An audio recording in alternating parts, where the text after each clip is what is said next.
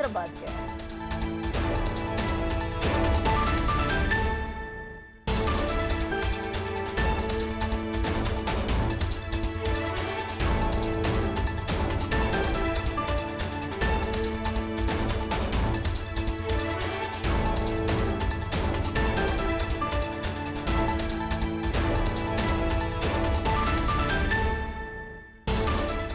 ಹೈದರಾಬಾದ್ನಲ್ಲಿ ಮಾಜಿ ಸಿಎಂ ಸಿದ್ದರಾಮಯ್ಯ ಕಾಣಿಸ್ಕೊಳ್ತಾ ಇದ್ದಾರೆ. ಕಾಂಗ್ರೆಸ್ ಶಾಸಕರನ್ನ ಕರೆತರಲು ಮಾಜಿ ಸಿಎಂ ತೆರಳಿದ್ದಾರೆ. ತಾಜ್ ಕೃಷ್ಣ ಹೋಟೆಲ್ನಲ್ಲಿ ಕಾಂಗ್ರೆಸ್ ಶಾಸಕರು ತಂಗಿದ್ದಾರೆ. ಕಾಂಗ್ರೆಸ್ ಶಾಸಕರ ಜೊತೆ ಮಾಜಿ ಸಿಎಂ ಸಿದ್ದರಾಮಯ್ಯ ಸಭೆ ನಡೆಸ್ತಾರೆ. ಸಭೆ ಬಳಿಕ ಬೆಂಗಳೂರಿಗೆ ಶಾಸಕರು ವಾಪಸ್ ಆಗ್ತಾರೆ. ಸಿದ್ದರಾಮಯ್ಯ ಅವರ ಜೊತೆ ಗುಲಾಂ ನಬಿ ಆಜಾದ್, ರೋಷನ್ ಬೇಗ್ ಉಪಸ್ಥಿತಿ ಇದ್ದಾರೆ.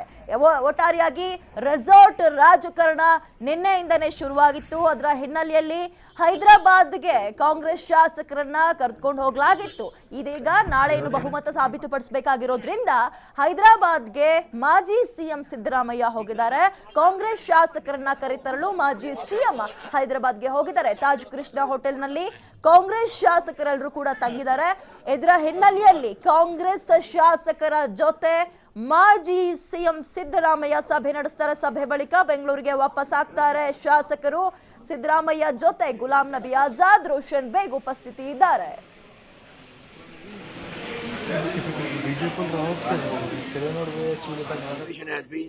The senior-most person of the house should be the pro tem speaker. It has been happening.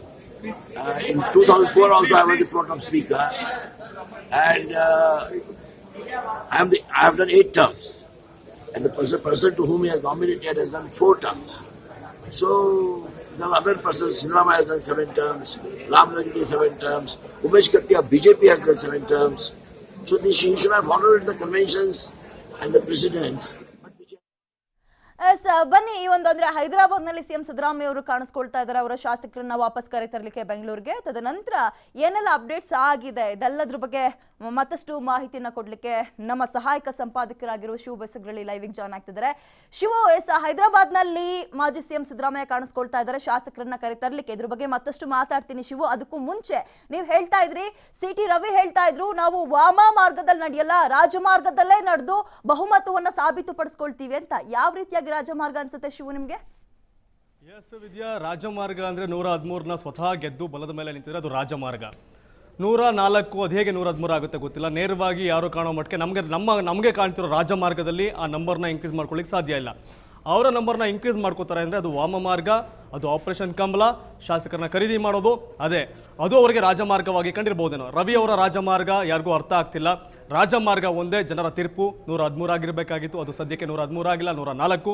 ಆದರೆ ಒಂದಂತೂ ಇಲ್ಲಿ ಸ್ಪಷ್ಟ, ಬಿಜೆಪಿ ನಾಯಕರು ಈಗಾಗಲೇ JDS ಹಾಗೂ ಕಾಂಗ್ರೆಸ್ ಶಾಸಕರನ್ನ ಖರೀದಿ ಮಾಡಲಿಕ್ಕೆ, ಆಪರೇಷನ್ ಕಮಲಕ್ಕೆ ಒಳಗೆ ಮಾಡಲಿಕ್ಕೆ ಒಂದಷ್ಟು ಆಮಿಷಗಳನ್ನ ಅವರು ಮುಂದೆ ಇಡ್ತಾ ಇದ್ದಾರೆ.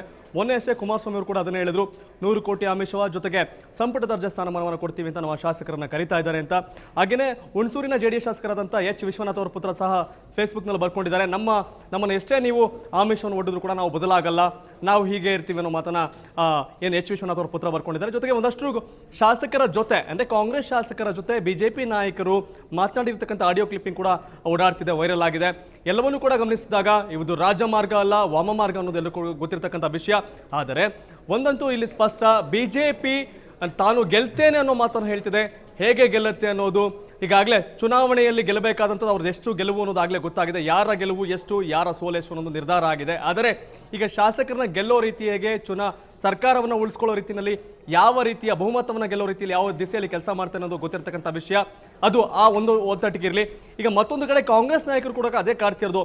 ಈ ಹಿಂದೆ ಒಂದು ರೀತಿಯ ರಾಜಕಾರಣ ಇತ್ತು ವಿದ್ಯಾ, ಎಲ್ಲ ಶಾಸಕರು ತಮ್ಮ ಆತ್ಮಸಾಕ್ಷಿಗೆ ಇದಾಗಿ ರಾಜಕಾರಣವನ್ನು ಚುನಾವಣೆಯನ್ನು ಮಾಡ್ತಿದ್ರು, ಜೊತೆಗೆ ಆ ರೀತಿ ನಡ್ಕೋತಿದ್ರು. ಆದರೆ ಈಗ ಶಾಸಕರು ತಮ್ಮನ್ನ ವ್ಯಾಪಾರ ಆಗ್ತಿದ್ದಾರೆ, ಅಂದರೆ ವ್ಯಾಪಾರೀಕರಣ ಆಗ್ಬಿಟ್ಟಿದ್ದಾರೆ ಶಾಸಕರು.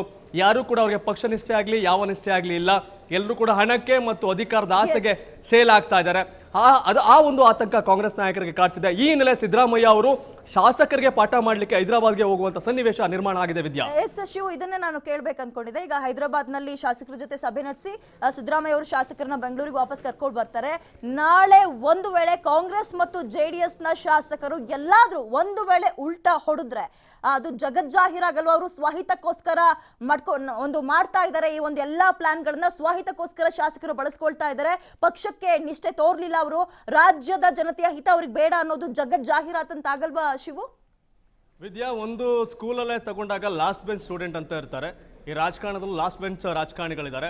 ಅವ್ರು ಯಾವುದಕ್ಕೂ ಕೂಡ ಜಗ್ಗೋದಿಲ್ಲ ಅಂತ ಹೇಳ್ಬೋದು. ಯಾಕಂತಂದ್ರೆ ರಾಜಕಾರಣದಲ್ಲಿ ನಿಷ್ಠೆ, ಲೆಕ್ಕಾಚಾರ, ಕಾನೂನಿನ ಚೌಕಟ್ಟಲ್ಲೇ ಕೆಲಸ ನಿರ್ವಹಣೆ ಮಾಡೋ ರಾಜಕಾರಣಿಗಳನ್ನ ನಾವು ನಿರೀಕ್ಷೆ ಮಾಡೋದು ಕಷ್ಟ ಆಗುತ್ತೆ. ಒಂದಷ್ಟು ರಾಜಕಾರಣಿಗಳು ಪಕ್ಷ ನಿಷ್ಠೆ, ಕಾನೂನಿನ ಚೌಕಟ್ಟಲ್ಲಿ ಇದು ಮಾಡ್ತಾರೆ.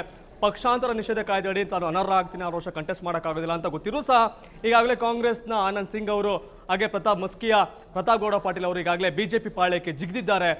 ಕಾಂಗ್ರೆಸ್ ಪಾಳ್ಯದಲ್ಲಿ ಗುರುತಿಸಿಕೊಂಡಿಲ್ಲ, ಜೊತೆಗೆ ಅವರಿಗೆ ಸಿಗ್ತಾನೂ ಇಲ್ಲ, ಕಾಂಟ್ಯಾಕ್ಟ್ ನಾಟ್ ರೀಚಬಲ್ ಆಗಿದ್ದಾರೆ. ಆದರೆ ಕಾಂಗ್ರೆಸ್ ನಾಯಕರಿಗೆ ಮತ್ತು ಎಲ್ಲರೂ, ನಾಟ್ ಓನ್ಲಿ ಬರೀ ಕಾಂಗ್ರೆಸ್ ಅಂತಲ್ಲ, JDS, ಕಾಂಗ್ರೆಸ್, ಬಿಜೆಪಿ 3 ಪಕ್ಷದಲ್ಲೂ ಸಹ ಎಂತಹ ಕಠಿಣವಾದಂಥ ಕಾನೂನುಗಳಿದ್ರೂ ಸಹ ತಮ್ಮ ವ್ಯಾಪಾರೀಕರಣ ಹೇಳ್ಬಿಟ್ಟಿದ್ದಾರೆ, ಸೇಲ್ ಆಗಲಿಕ್ಕೆ ರೆಡಿ ಇದ್ದಾರೆ. ಸೇಲ್ ಆಗಲಿಕ್ಕೆ ಅಂದರೆ ಈಗ ಒಂದು ಮಾತು, ಆಗಲೇ ಒಬ್ಬ ಜರ್ನಲಿಸ್ಟ್ ಅವರು ಒಂದು ಟ್ವೀಟನ್ನು ಮಾಡಿದ್ರು, ಅಂಗಡಿ ತೆರೆದ ಮೇಲೆ ವ್ಯಾಪಾರ ಶುರುವಾಗುತ್ತೆ ಅಂತ. ಈಗಾಗಲೇ ಬಿಜೆಪಿ ಅವರು ಸರ್ಕಾರವನ್ನು ಅಂಗಡಿಯನ್ನು ತೆರೆದಿದ್ದಾರೆ, ವ್ಯಾಪಾರಿಗಳು ಅವ್ರು ಆಗಿದ್ದಾರೆ.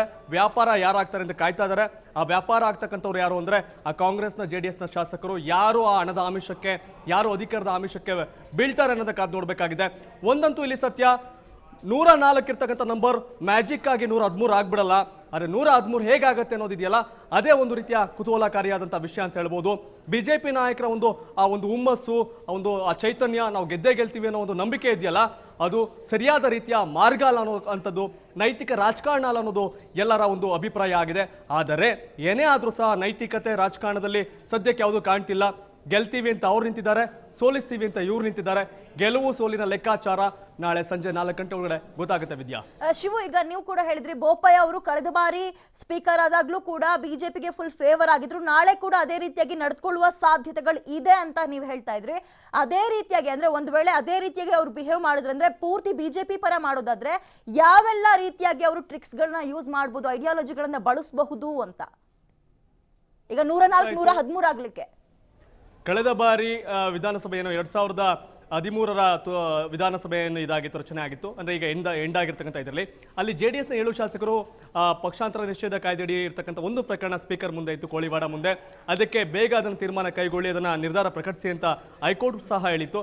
ಆದರೆ ಅದಕ್ಕೆ ಸಂಬಂಧಪಟ್ಟ ಒಂದು ಕ್ಲಾರಿಟಿ ಇದೆ. ಅಲ್ಲಿಗ 7 ಜನ JDS ಬಂಡಾಯ ಶಾಸಕರಲ್ಲಿ 4 ಜನ ಸೋತಿದ್ದಾರೆ, 3 ಜನ ಮಾತ್ರ ಗೆದ್ದಿದ್ದಾರೆ. ಜಮೀರ್ ಅಹಮದ್ ಖಾನ್, ಹಾಗೆ ಅಖಂಡ ಶ್ರೀನಿವಾಸ ಮೂರ್ತಿ, ಭೀಮಾ ನಾಯ್ಕ್, ಈ 3 ಗೆದ್ದಿದ್ದಾರೆ. ಅವರನ್ನು ಅಮಾನತು ಮಾಡ್ತಾರೆ ಅನ್ನೋ ಒಂದು ವಿಷಯ ಓಡಾಡ್ತಿತ್ತು. ಆದರೆ ಲೀಗಲಿ ಆ ಒಂದು ವಿಧಾನಸಭೆಯ ಅವಧಿಯಲ್ಲಿ ಮಾತ್ರ ಅವರ ಒಂದು ವಿಪ್ ಉಲ್ಲಂಘಿಸಿದ್ರೆ ಮಾತ್ರ ಅದು ಕ್ರಮ ಕೈಗೊಳ್ಳಬೇಕು. ಈ ವಿಧಾನಸಭೆಯ ಅವಧಿಗೆ ಅದು ಲೆಕ್ಕಕ್ಕೆ ಬರೋದಿಲ್ಲ. ಹಾಗಾಗಿ ಹಂಗಾಮಿ ಸ್ಪೀಕರ್ ಇದನ್ನು ನಿರ್ಧಾರ ಕೈಗೊಳ್ಳೋದು ತಪ್ಪು ಅನ್ನೋದು ಇದೀಗ ತಾನೇ ಒಂದು ಕಾನೂನು ತಜ್ಞರು ಅದನ್ನು ಅಭಿಪ್ರಾಯ ವ್ಯಕ್ತಪಡಿಸಿದ್ದಾರೆ. ಆದರೆ ಇದು ರಾಜಕಾರಣ, ಏನು ಬೇಕಾದ್ರೂ ಆಗ್ಬೋದು. ನಾಳೆ ಬೆಳಗ್ಗೆ ದಿಢೀರ್ನೆ ಹಂಗಾಮಿ ಸ್ಪೀಕರ್ KG ಬೋಪಯ್ಯ ಅವರು 3 ಶಾಸಕರನ್ನ ಅನರ್ಹತೆಯನ್ನು ಮಾಡಬಹುದು. ಅದು ಅವರಿಗೆ ಅಧಿಕಾರ ಇಲ್ಲ ಅನ್ನೋದು ಒಂದು